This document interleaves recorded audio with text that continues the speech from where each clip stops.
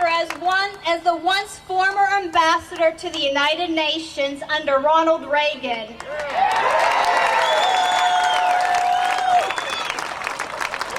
Some of you may know him from his presidential campaigns,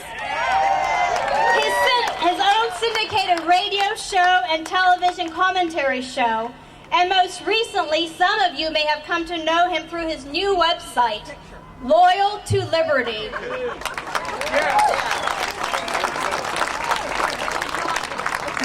It is with great honor and privilege that I introduce to you today a true, experienced patriot, former ambassador, Dr. Alan Keyes.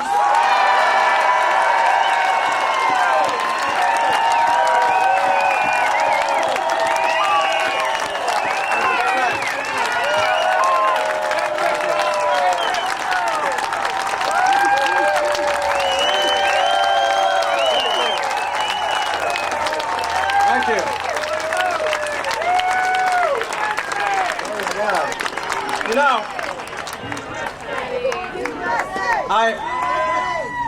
I was thinking during the national anthem, and I mentioned to my good friend Peg Luxick that it is at times like these that we realize why it is that the poet who wrote our national anthem phrased the last part of that verse as a question. Oh, say, does that star-spangled banner yet wave o'er the land of the free and the home of the brave?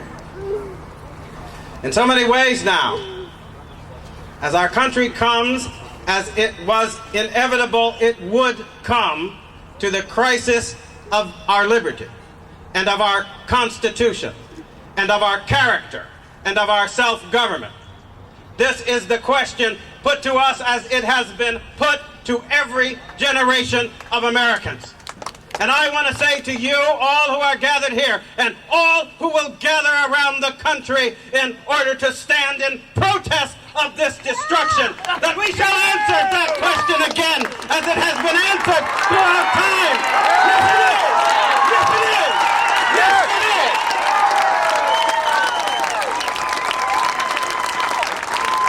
We are still the land of the free. And we shall prove that we are the home of the brave.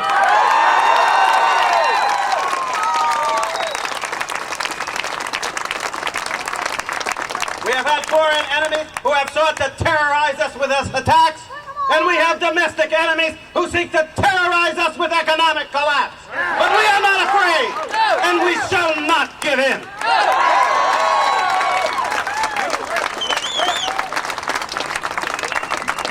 And I'll tell you, I could spend a good part of the time I have rehearsing the details of the crisis we're in, but I am discovering that a lot of the work that I've been trying to do over the last, it's got to be a lot of years now, I hate to admit it, but I was going over it today with some folks who joined me at breakfast, and I can remember as president of Citizens Against Government Waste, going about talking to audiences, including groups gathered like this one on Taxpayer Action Day, about the fact that the Social Security Trust Fund was a myth, and that when you opened that vault with the trust fund in it, there was a big IOU written by the people of one generation to be paid by the people of other generations for who knows how long. Now, in those days, to say such a thing was considered to be, as some of the things I say these days are considered to be, well, he must be some kind of kooky fringe lunatic. They tell us that there's the Social Security Trust Fund and so forth. There are some people who didn't believe there was no Social Security Trust Fund until they saw it on the cover of Newsweek. But I'll tell you, if you're going to believe what's on the cover of Newsweek, then we're all socialists now. Are you socialists? No! Well, I sure am not. And I don't have to wait for Newsweek or Time or any of the rest of them to tell me what's wrong with this country. I can use my common sense to understand that a bankrupt government can't bail out a bankrupt banking system.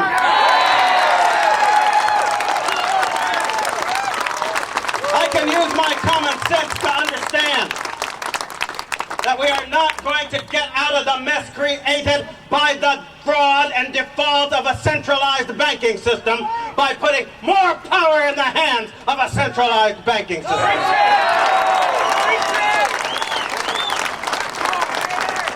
And I can also tell you that it only requires my common sense to understand that we are not going to save the liberty and the prosperity of the American people for future generations by going off to Europe and handing over control of our economy to foreign governments and foreign banks. It's not going to work that way.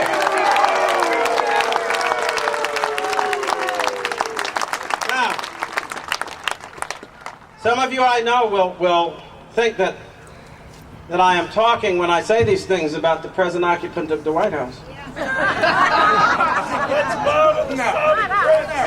But even though, like many people, I did find it deeply humiliating when he decided to abase himself before a foreign monarch.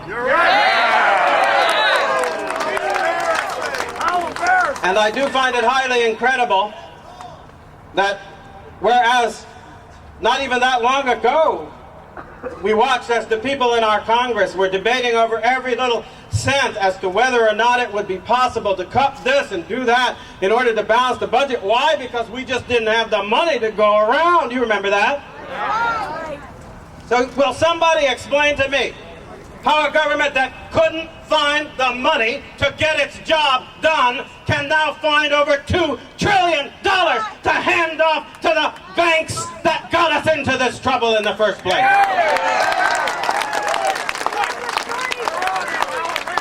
But here's the problem.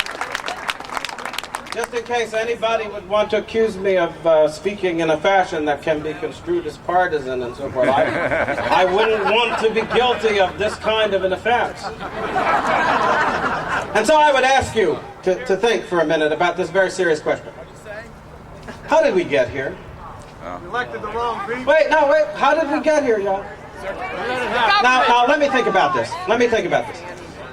There are people who will tell you that we got here because nasty, greedy old capitalists in Wall Street ran after money, and in so doing, they put out these loans and seduced people into making bad mortgages and made money hand over fist and created fraudulent instruments that then became the basis for institutional existence that led to the collapse of some of these major financial institutions. And guess what?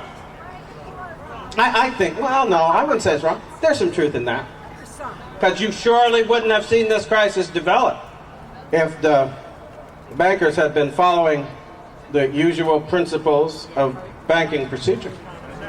You wouldn't have seen it developing if they hadn't been going after short-term profits by building a little Ponzi scheme of investment on the basis of what they knew to be liar loans and bad mortgages. So I am quite willing to lay a little blame at the feet of the corrupt bankers who were going after their corrupt profits, all with the thought in mind that the American people were going to bail them out. But you know what bothers me, folks? While some of these demagoguing politicians are anxious to have us lift up the pitchforks with the bankers on the end, they want us to forget that they were on the sidelines demanding that these bad loans be made, making it a point of their policy that they should be offered. They want us to forget that they were organizing the groups that were occupying the building, demanding these bad loans in the name of better housing for the poor. They want us to forget that for the sake of their political ambition, they encouraged both the bankers and the people down the road of irresponsibility that they now wish to make the path of the United States of America forever.